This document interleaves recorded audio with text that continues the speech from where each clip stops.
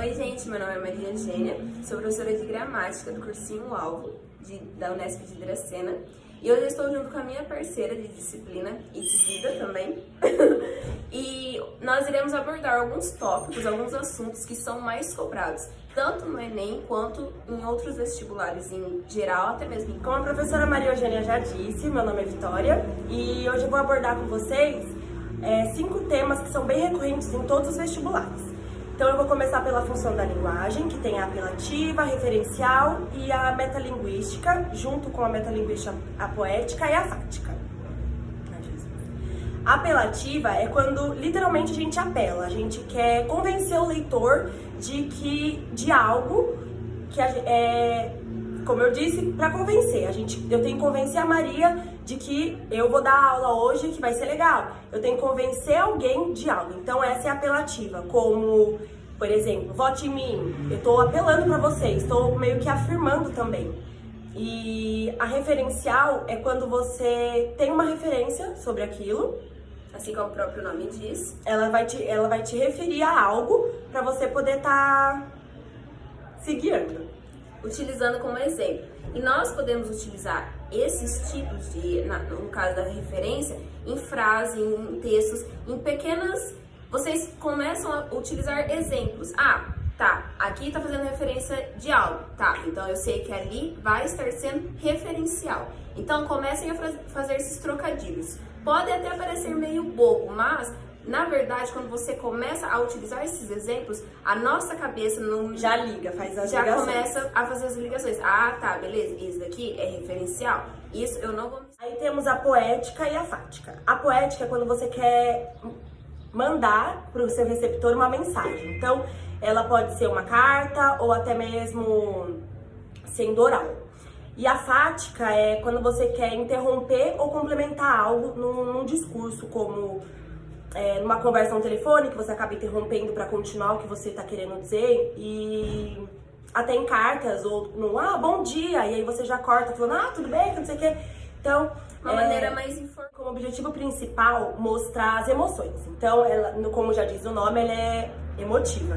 Então, ela vai te mostrar os sentimentos, como se fosse uma carta pessoal, uma conversa. Você no WhatsApp, conversando com alguém, a função da linguagem ela é emotiva, porque você vai estar falando os seus sentimentos e tudo mais, e sempre na primeira pessoa. Vai estar demonstrando de uma maneira, na parte gramatical, todos os sentimentos que estarão envolvidos naquele sentido da frase. A questão dos gêneros textuais é que ele é muito usado em todos os vestibulares, independente do assunto. Então, na geografia você vai ter, na história você vai ter, que é a forma de como você está recebendo aquele assunto, né? Então, é a forma de como você vai ler e como você vai ter que redigir uma redação ou até mesmo uma carta. E é importante ressaltar também que a gramática ela está presente em diversas as áreas, disciplinas, até mesmo dentro da prova do Enem, tanto de outros vestibulares. Você estar fazendo uma prova de língua inglesa, ali também aborda-se a gramática. Você está interpretando um texto de geografia, de história, ali também está presente a gramática. Então,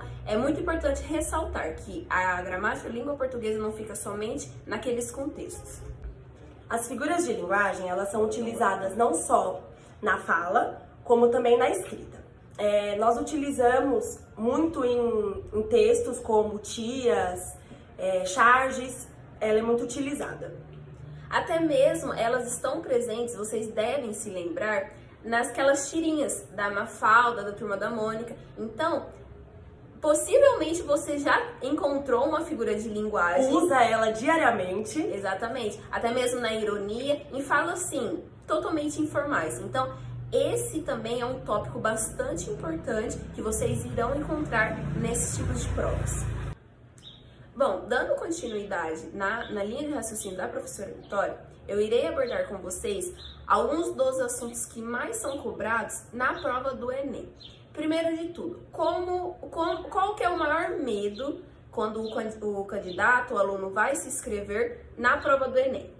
Normalmente nós visualizamos, nós vimos até memes na internet que acabam viralizando dos textos enormes que aparecem das tirinhas, assim como mencionado da Turma da Mônica, da Mafalda, e isso acaba gerando um certo receio do aluno, do candidato que irá realizar essa prova. Assustando de primeira, né? Sim, sim, com certeza. Uma bomba. Sim. E outra questão também dizem respeito que a parte da gramática no Enem da língua portuguesa, ela é abordada em aproximadamente 60%, ou seja, mesmo se vocês estiverem numa questão de geografia, de história, vocês vão encontrar a gramática. Já entrando nos tópicos, eu começarei a partir da interpretação de texto, ou seja, a interpretação de texto não somente para a gramática, mas para a vida.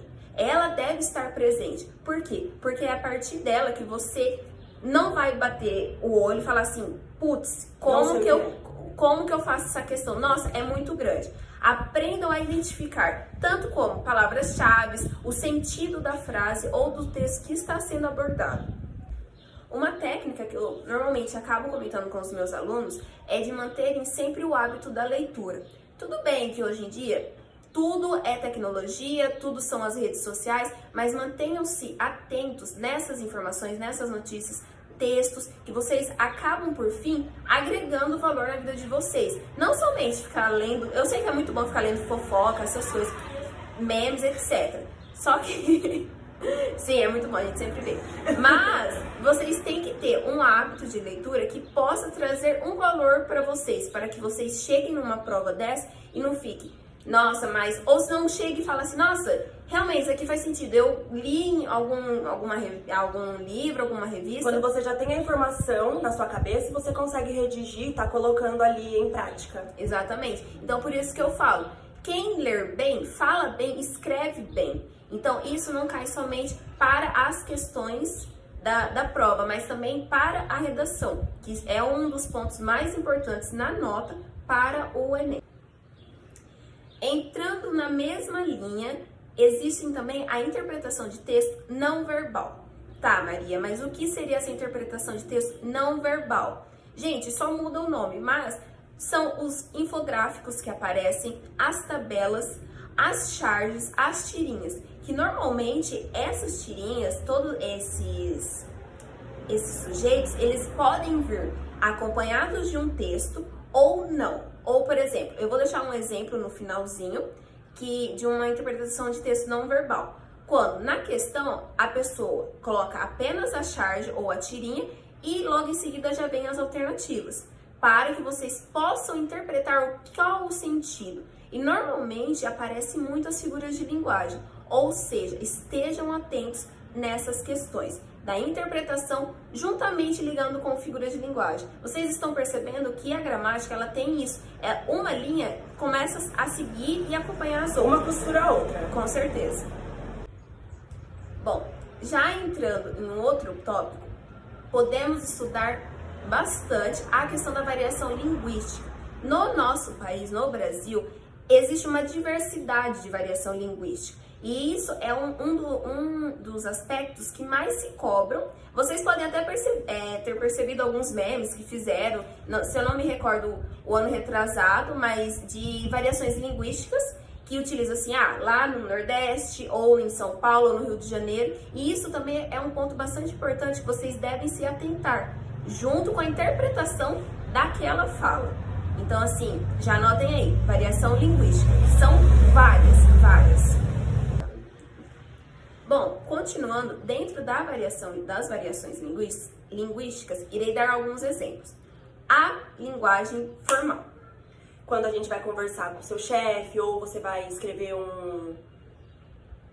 redigir alguma redação. Um artigo, tem que ser de uma linguagem formal.